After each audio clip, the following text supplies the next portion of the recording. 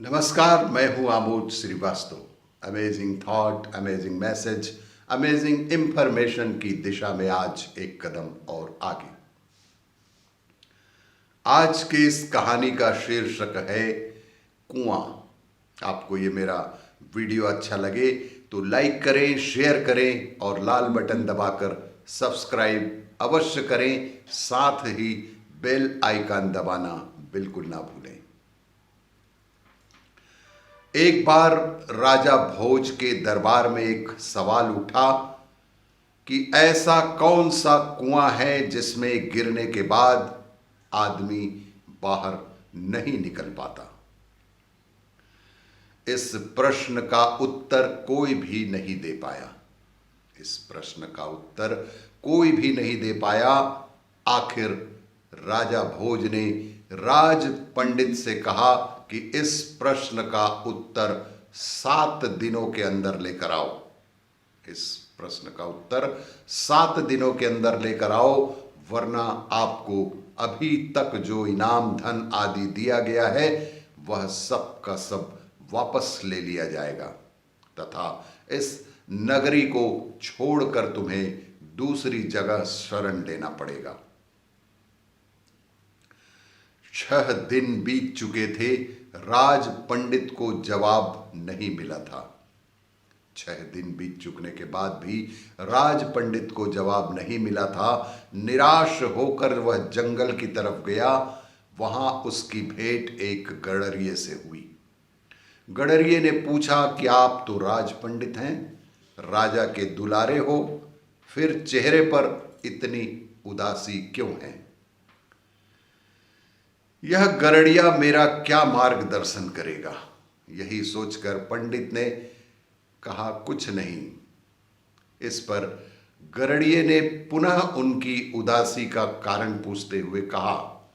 उस गडरिये ने पंडित के उदासी का कारण पूछते हुए कहा कि हे महामना पंडित जी, हम भी सत्संगी हैं।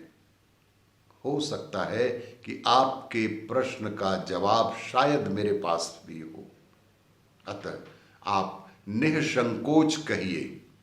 राज पंडित ने प्रश्न बता दिया और कहा कि अगर कल तक प्रश्न का जवाब नहीं मिला तो राजा मुझे नगर से ही निकाल देंगे और अब तक जो उन्होंने मुझे धन संपदा दी है उसे भी वे वापस ले लेंगे।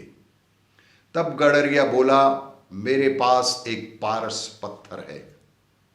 तब गडरिये ने उनसे कहा कि महामना, मेरे पास एक पारस पत्थर है, उससे खूब सोना बनाया जा सकता है। जितने भी लोहे को उससे स्पर्श किया जाएगा वह सोना बन जाएगा। एक भोज क्या, लाखों भोज तुम्हारे पीछे घूमेंगे सोने की लालच में, उस पारस पत्थर के लालच में। बस पारस देने से पहले मेरी एक शर्त आपको माननी होगी। उस पारस पत्थर को यदि आपको चाहिए तो मेरी एक शर्त आपको माननी होगी कि तुझे मेरा चेला बनना पड़ेगा। उस गडरिये ने राज पंडित से कहा कि तुम्हें मेरा चेला बनना पड़ेगा, तभी मैं तुम्हें वो पारस पत्थर जिससे हजारों टन सोना बनाया जा सकता है मैं दे सकता हूं। राज पंडित के अंदर पहले तो अहंकार जागा कि 2 कौड़ी के गडरिये का चेला बनूं, लेकिन स्वार्थ पूर्ति हेतु और लालच के कारण, पारस पत्थर के लालच के कारण चेला बनने के लिए भी राज पंडित तैयार हो गए। तब गडरिये ने बोला कि पहले आपको भेड़ का दूध पीना पड़ेगा, तभी आप मेरे चेला बन सकते हो। राज पंडित ने कहा कि यदि ब्राह्मण भेड़ का दूध पिएगा तो उसकी बुद्धि मारी ना जाएगी। राज पंडित ने कहा कि यदि वह ब्राह्मण भेड़ का दूध पिएगा तो उसकी बुद्धि मारी ना जाएगी। मैं दूध नहीं पीऊंगा। तो गडरिये ने कहा, तो जाओ, मैं आपको पारस पत्थर नहीं दूंगा। तब गडरिये ने कहा कि कि फिर ठीक है, मैं आपको वो पारस पत्थर नहीं दूंगा। लेकिन राज पंडित के अंदर बेहद लालच भर चुका था और राज पंडित बोला कि ठीक है, दूध पीने को मैं तैयार हूं, आगे क्या करना होगा।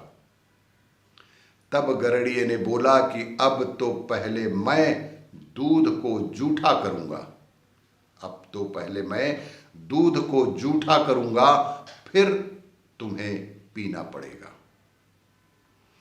राज पंडित ने कहा, तू तो हद ही कर रहा है गरड़िए, तू तो हद ही कर रहा है, ब्राह्मण को झूठा पिलाएगा। तब गरड़िए ने कहा कि राज पंडित, मैं तो तैयार हूं आपको पारस पत्थर देने के लिए, लेकिन यदि आप मेरा जूठा दूध नहीं पिएंगे तो मैं आपको यह पारस पत्थर नहीं दूंगा। तब राज पंडित लालच में आकर बोले कि ठीक है, मैं तैयार हूं तुम्हारा झूठा जूठा दूध पीने के लिए भी। तब गरड़िया बोला, वह बात गई, अब तो सामने जो मरे हुए इंसान की खोपड़ी का कंकाल पड़ा है, उसमें मैं दूध को दोहूंगा, उसमें मैं दूध को दोहूंगा, उसको जूठा करूंगा, उसको मैं जूठा करूंगा तथा कुत्ते को भी उस दूध को चटवाऊंगा और तब फिर तुम्हें उस दूध को पीना पड़ेगा। और यह सब करने के बाद ही यह पारस पत्थर तुम्हें मिल पाएगा, नहीं तो आप अपना रास्ता लीजिए, मुझे अपने गरड़ियों को चराने दीजिए। राज पंडित ने खूब विचार कर कहा, है तो बड़ा कठिन, लेकिन मैं तैयार हूं। गरड़िया बोला कि मिल गया जवाब आपका। गरड़िए ने कहा कि मिल गया जवाब, यही तो वो कुआं है जनाब, यही वह लोभ का, तृष्णा का, जिसमें आदमी गिरता जाता है, गिरता जाता है, गिरता ही जाता है और फिर कभी निकल नहीं पाता।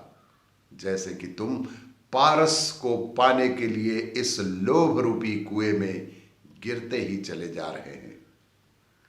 और भी इसी तरह की जानकारियों के लिए देखते रहिए मेरा वीडियो, लाइक करें, शेयर करें और सब्सक्राइब अवश्य करें। धन्यवाद।